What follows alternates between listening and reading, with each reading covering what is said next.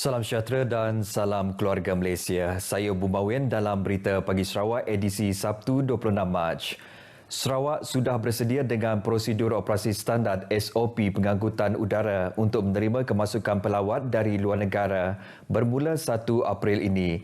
Timbalan Premier Sarawak yang juga pengerusi Jawatankuasa Pengurusan Bencana Negeri Dato' Amar Douglas Sugambas memberitahu terdapat 2 kategori SOP telah digariskan bagi kemasukan antarabangsa dari Singapura. Dato' Amar Douglas juga menjelaskan kategori pertama melibatkan pelawat yang bermastatin di Singapura yang memasuki Sarawak perlu mendaftar dengan MySejahtera, melakukan ujian saringan sebelum berlepas dan penumpang tidak perlu lagi melakukan ujian saringan setelah tiba di Sarawak. Bagaimanapun bagi rakyat Sarawak di Singapura, mereka adalah pelawat domestik, tidak tertakluk kepada SOP tersebut. Manakala kategori kedua pula melibatkan penumpang transit dari negara-negara lain juga diwajibkan mendaftar MySejahtera dan melakukan ujian saringan 2 hari sebelum berlepas. Tambahnya lagi, penumpang berkenaan juga akan diwajibkan menjalani ujian saringan RTK antigen profesional setelah tiba di Sarawak sehingga keputusan ujian dikeluarkan. Manakala bagi SOP kemasukan melalui sempadan darat pula, perbincangan sedang dilakukan antara Kerajaan Indonesia dan Brunei Darussalam untuk mendapatkan SOP dipersetujui semua pihak. Jelasnya lagi, sehingga SOP tersebut dicapai, SOP sedia ada akan diguna pakai. Dato' Amar Douglas menyatakan demikian selepas meninjau persiapan pembukaan sempadan di lapangan terbang antarabangsa Kuching semalam. Dalam tinjauan itu, beliau turut berpuas hati dengan persiapan pelbagai pihak bagi pembukaan sempadan Sarawak susulan peralihan endemik pada 1 April kelak. Petani dan penternak yang berkecimpung dalam sektor ternakan haiwan digalak agar memperluaskan ladang dan mempertingkatkan ternakan untuk menampung stok bekalan makanan di pasaran. Timbalan Menteri Pemodenan Pertanian dan Pembangunan Wilayah Martin Ben berkata, ia juga bagi mengurangkan kebergantungan terhadap produk import dan bil import makanan khususnya untuk haiwan import yang tinggi. Yes, we have 100 over million import bill for animal feed. So imagine if we can reduce that by 20%. If local farmers can produce 20% of it, we are saving about 40 million or 20 million. Jelasnya, dalam memperluaskan ladang ternakan sedia ada, para petani katanya boleh mendapatkan bantuan serta dana yang disediakan kerajaan negeri seperti Sarawak Agro Fund SAF dan juga Agriculture Facilitation Fund. Beliau menyatakan demikian kepada pemberita selepas merasmikan pameran Gardenscape Sarawak 2022 di Kuching. Terdahulu, Ketua Pegawai Eksekutif PLES Borneo Berhad, Mona Abdul Manap, dalam ucapannya berkata pameran anjuran pihaknya itu diadakan bagi memupuk minat generasi muda mencuburi pertanian moden dan penggunaan teknologi pertanian yang moden. Skuad anti dadah akan ditubuhkan dalam masa terdekat di daerah Seratok dalam usaha menangani gejala dadah di daerah itu termasuk di daerah Kabung. Skuad itu nanti akan melibatkan kerjasama pelbagai agensi antaranya Polis Diraja Malaysia, Agensi Anti Dadah Kebangsaan AADK serta pihak pentadbir daerah Seratok.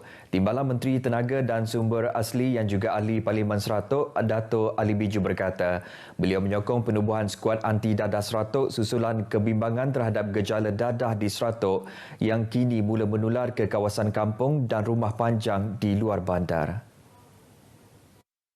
Ini perkara fenomena yang baru. Dulu rumah panjang tak pernah terlibat dalam benda ni jenis dadah ini, masalah sosial dadah ini, tapi sekarang nampaknya sudah menyusup masuk ke rumah panjang, terutama yang pengguna batu tersebut, yang mengambil batu ataupun ais ini. Dato' Ali turut meminta agar masyarakat tidak memandang remeh atau bersikap tidak ambil peduli terhadap gejala dadah dalam komuniti. Sebaiknya perlu melapor kepada pihak berwajib jika berlaku penyalahgunaan dadah dalam kalangan ahli keluarga.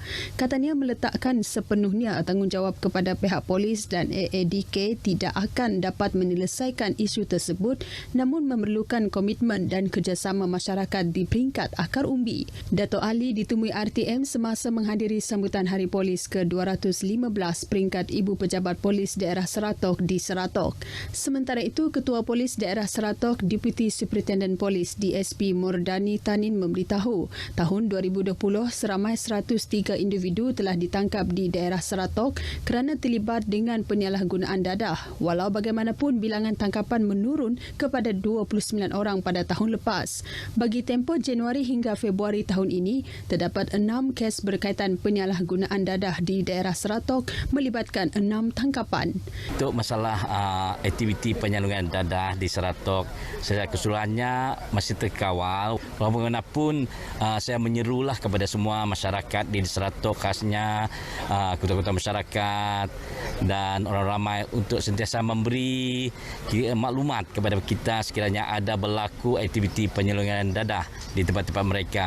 DSP Mordani memberi komitmen bahawa pihaknya pada tahun ini akan memperhebatkan lagi tindakan untuk membanteras aktiviti penyalahgunaan dadah melibatkan kerjasama pemimpin politik dan pemimpin-pemimpin masyarakat. Polis Limbang akan meningkatkan operasi bagi membanteras kegiatan dadah di daerah itu daripada terus berleluasa. Menurut Ketua Polis Daerah Limbang, Superintendent Parum Niot, pihaknya kini telah mengatur pelbagai rancangan dan meminta agar masyarakat di daerah tersebut turut sama menyalurkan maklumat kepada pihaknya.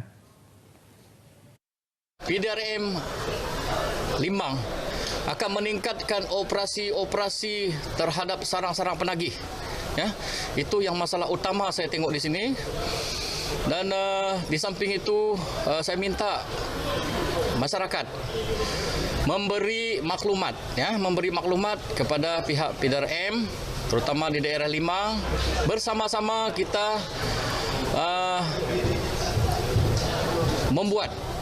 membanteras kegiatan dadah yang berlaku di daerah Limbang. Terutama saya tengok melibatkan kawasan-kawasan yang jauh. Jelas beliau, selain daripada kes dadah, pihaknya kini juga giat aktif bergerak bersama komuniti bagi menyebar luas berkenaan kes jenayah siber.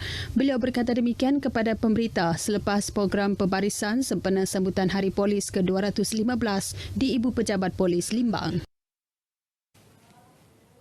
Peranan Polis Diraja Malaysia PDRM sebagai barisan hadapan dalam mengawal ketenteraman dan keselamatan negara terus kekal sebagai sebuah institusi yang ulung dan penting bagi menentukan kedaulatan dan keamanan negara.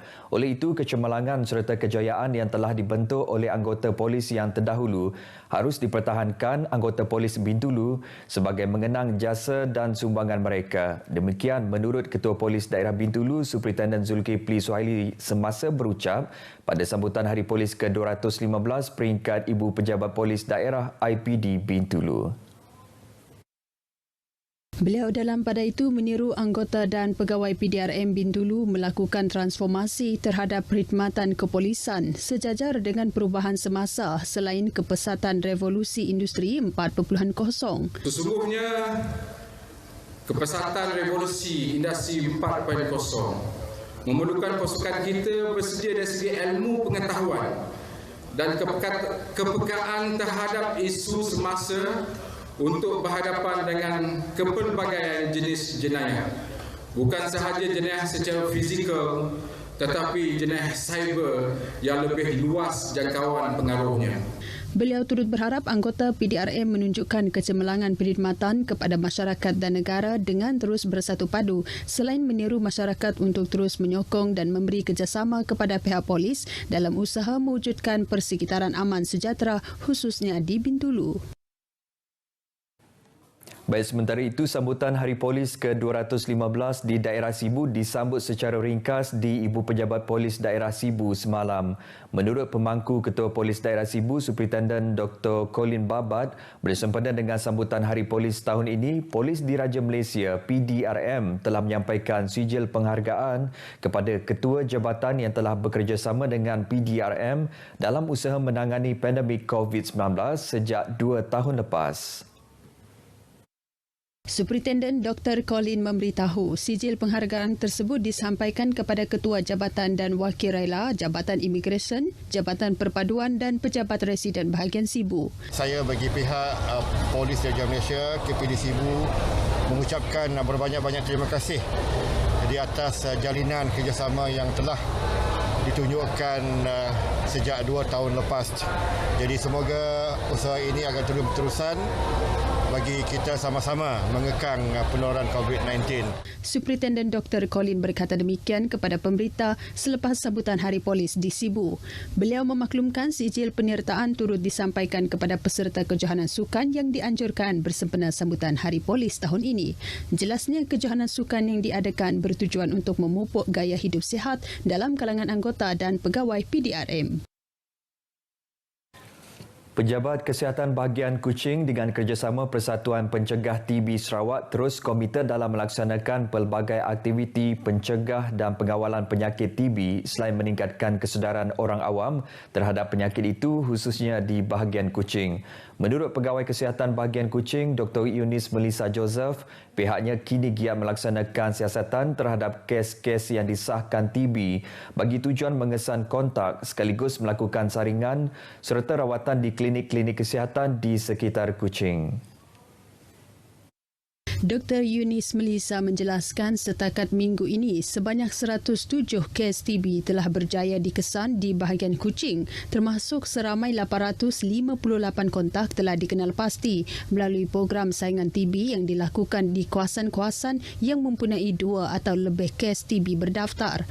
Tambahnya, setakat ini terdapat 4 lokaliti telah menjadi tumpuan program saringan TB iaitu RPR Batu Kawah, SPS Batu Kawah, Kampung Bumbok, Kampung Jawa Semenggok, di mana seramai 1,380 orang penduduk telah disaring. Beliau berkata demikian ketika mewakili Pengarah Kesihatan Negeri Sarawak pada Majlis Pelancaran Sambutan Hari TB Sedunia 2022 peringkat bahagian Kuching di Klinik Kesihatan Jalan Masjid Kuching. Baik saudara, sekian berita Pagi Sarawak edisi Sabtu 26 Mac. Keluarga Malaysia manfaatkan kelonggaran yang diberikan kerajaan dengan penuh tanggungjawab dalam usaha kita memerangi COVID-19. Jangan alpa, terus patuhi yang ditetapkan. Salam sejahtera dan salam keluarga Malaysia. Jumpa lagi.